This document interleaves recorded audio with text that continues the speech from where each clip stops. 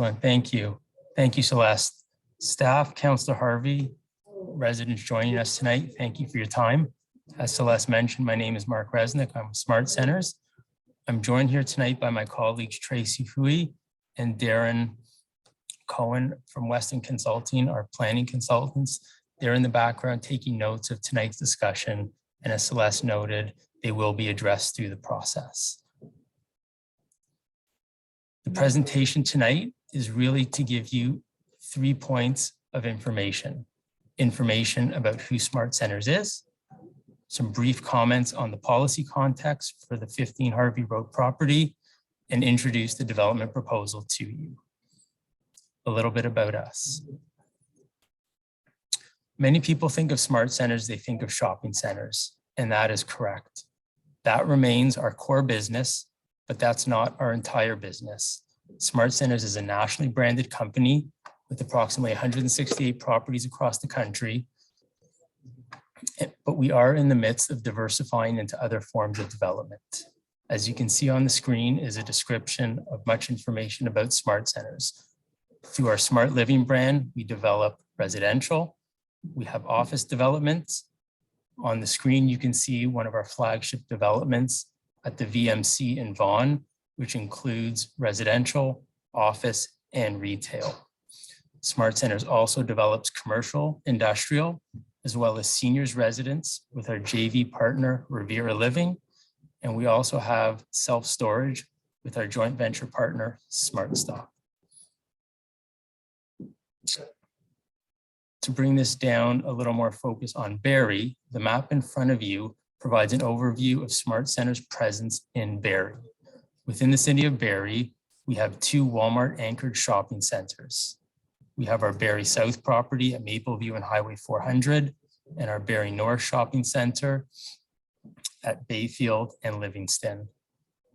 In addition, we have a small shopping center on Essa, just to the west of the property we're discussing tonight, and a partnership with Greenwin to develop a multi-high-rise residential project in downtown Barrie on the waterfront with a mix of other uses that is well advanced in its planning approvals.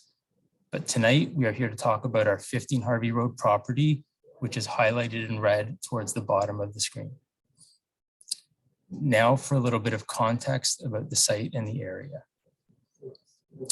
As residents in the community, I'm sure you're well familiar with the property. It's currently vacant at the moment, and it's approximately 88 acres in size. The property is bounded to the north by the Whiskey Creek. To the west is the adjacent residential community, Highway 400 to the east, and along the south, there is an existing industrial and commercial area. The property is generally vacant, but actively farmed, and farming will continue as an interim use until such time as the property develops, once we complete the approvals process. In terms of features of note that are through the property, towards the southeast portion of the property, as you can see on the screen, the Lovers Creek does bisect the property, and I will describe that in a bit more detail as I provide an overview of the development. I'd like to pause to give you a chance on the screen now with a bit more context panning out to give you some context for how the property sits within approximately a 1 kilometer radius. On the screen is our development proposal that I will come back to later in the presentation and describe in more detail. Some planning context for you. As you may be aware, planning and development is governed mainly by 2 documents: the City of Barrie's official plan, the City of Barrie zoning bylaw, as well as other guidelines and supporting policy documents. I'm just going to give you a brief overview of these 2 documents. On the screen, I have an extract from the City of Barrie's official plan, the current in-force plan, and the current designations for the property provide for, in purple on the west half, general industrial development, and on the east half of the property, commercial development, with some of the environmental features I described, like the 2 creeks, in the green designations that provide for protection of those features. This is the current in-force designations on the property. As some of you may be aware, the city has gone through a lengthy process that culminated in the release of a new official plan document in December of last year. This new OP redesignates the property for the future development, taking the west half and proposing it from industrial to residential in the yellow, and we shifted the industrial permissions to the east half of the property adjacent to the highway. The green still remains on the property to protect the environmental features. The reason I provide context of both the existing and the proposed designations is that while the new official plan has been released, and Celeste can confirm this later in the meeting, it is not yet fully enforced and approved. And so the current designations are applicable to the property, but we do look to the future designations for the vision for the property, which is what our proposed development aligns with. In addition to the official plan, that is implemented by the zoning bylaw. The current zoning bylaw, like the current official plan, provide for industrial uses on the west half of the property and commercial permissions on the east half of the property, mirroring the environmental protections for the two creeks. I have a note at the bottom to note that the future zoning for the property is still to be confirmed through the development submissions and is not known at this time and will be set to the proposed development. Now for some details on the project. As Celeste mentioned at the outset, we are planning to apply for amendments to the official plan, the zoning bylaw, as well as draft plan of subdivision to provide for the layout of the project. The proposed development in general will provide for residential uses on the west half of the property with associated storm ponds, a community park, and a variety of residential forms and open space. The eastern half of the property is proposed to be employment uses, a storm pond, and open space to protect the existing environmental features. An additional item I wish to highlight is Brine Drive that currently terminates at the south limit of the property has been planned to extend through the property and will form one of the transportation spines that connect the property to the existing road network in Barrie. These lands have been dedicated to the city of Barrie in November of last year, and the city of Barrie is currently planning for the construction of Brine Drive to commence at some time in this year with anticipated completion in 2024. The plan I have on the screen now is the draft plan of subdivision that lays out the proposed development that we are currently working and refining to an eventual submission.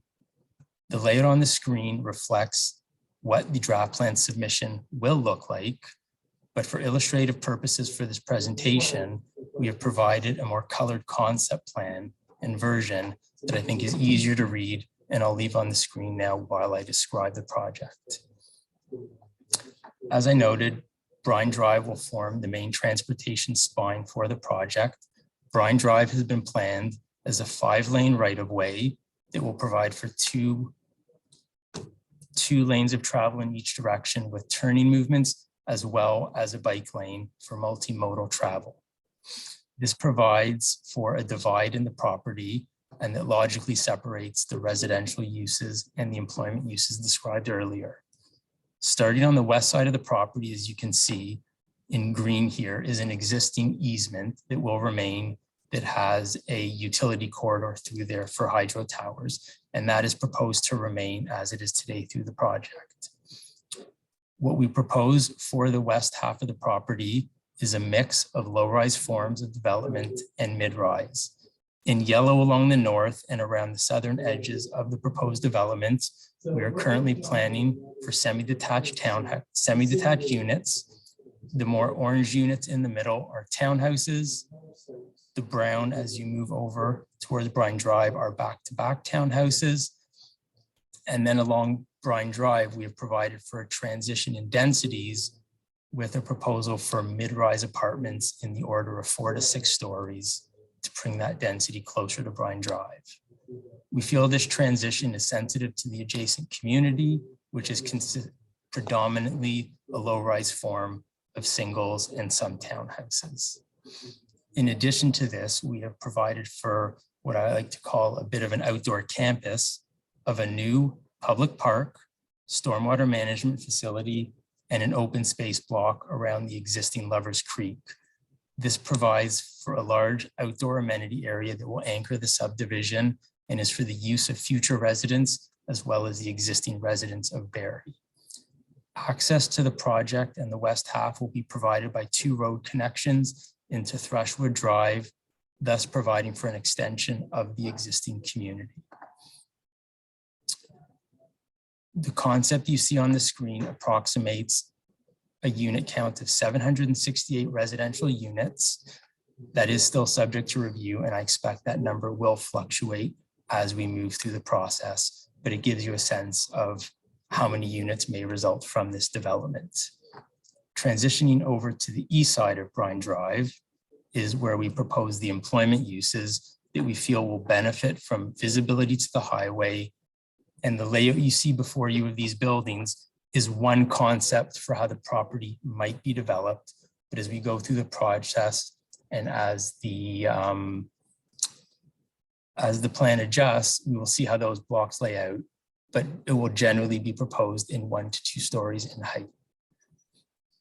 In addition, we have provided for the protection of the existing creeks with the open space blocks that are noted in green, and those are protected through review with the Conservation Authority and development setbacks to leave the existing creek in its natural state as it is today. On the easterlymost edge of the property, we have noted a block labeled as road widening, and that's to identify an anticipated road dedication to the Ministry of Transportation for potential widening of Highway 400 in the future. In support of the applications that I described to support this development, on the screen now is listed a number of technical studies that are now being prepared by our consulting team that will be submitted to the city, the Conservation Authority, and other government agencies for review through the process. I'm not going to go and describe each and every one of these reports, but it gives you a sense of the amount of work that will go into analyzing this project and the review that the city will undertake to ensure that it is in compliant with the city policies. That concludes my presentation, and I'd just like to leave with a few concluding remarks. As Celeste noted, we are here tonight, and this marks the beginning of the approvals process ahead. We are currently preparing our applications for submission to the city. It will undergo a future review process that will provide the opportunity for future input by residents. Thank you.